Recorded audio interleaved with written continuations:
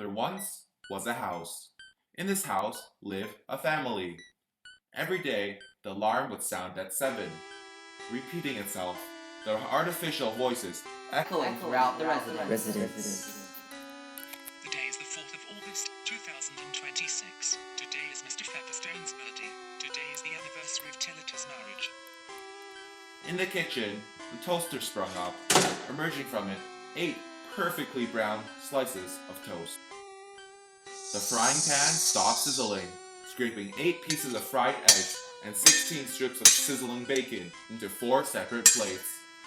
The coffee machine beeped.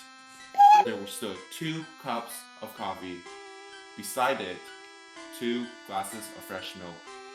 Then, silence. There was a clicking of tapes.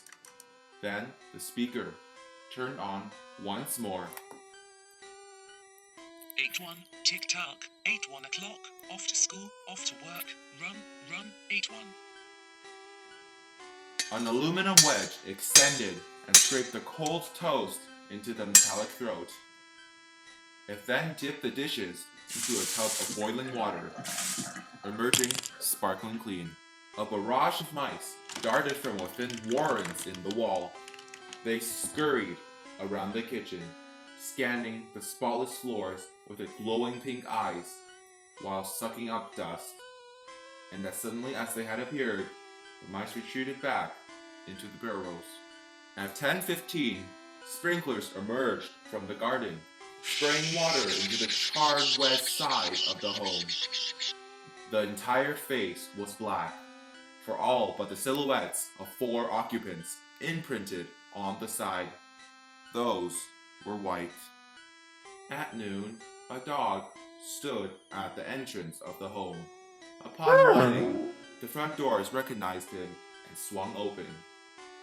It walked up the stairs, barking, as if searching for its owners. He was greeted by silence. He returned downstairs, scratching at the locked kitchen door.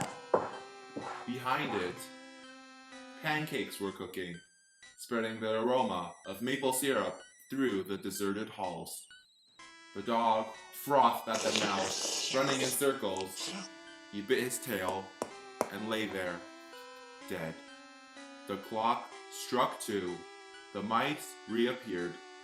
They cleaned up the dog's trail of mud and carried it all the way to the attic. The incinerator glowed bright orange, sparks flying from the chimney. Then Silence. As the clock struck 5, the bath filled itself with clear, warm water. An hour later, the bed heated itself, for the days there were cold in California. Mrs. McClellan, which poem would you like this evening? Since you express no preference, I shall select a poem at random, Sarah Teasdale. As I recall your favorite, there will come soft rains and the smell of the ground, and swallows circling with their shimmering sound, and frogs in the pools singing at night, and wild plum trees in tremulous white. Robins will wear their feathery fire, whistling their wings on a low fence wire, and not one will know of the war, not one will care at last when it is done, not one would mind, neither bird nor tree, if mankind perished utterly, and spring herself, when she woke at dawn, would scarcely know that we were gone. The clock struck 10. Wind howled in the night sky, sending a tree through the kitchen window. A blaze set off. Robots re-emerged, spraying green foam at the inferno, but to no avail. Fire, fire, fire, fire, fire, fire. The lights turned on, flashing frantically. Rats scurried along the floors, water spraying from the ceiling. Then, the water stopped. The fire dug deeper into the framework. The house shuddered, oak bone on bone, its bared skeleton cringing from the heat, its wire, its nerves revealed as if a surgeon had torn the skin off to let the red veins and capillaries quivered in the scalded air. Overwhelmed by the heat, the mice died one by one. The flames ate at the paintings, turning Picasso's into mere ashes. Stove hissing, its once spewing bacon, loaves of toast, and eggs by the dozens. Then, the attic smashed into the kitchen collapsed into the basement, then once more, falling into the cellar.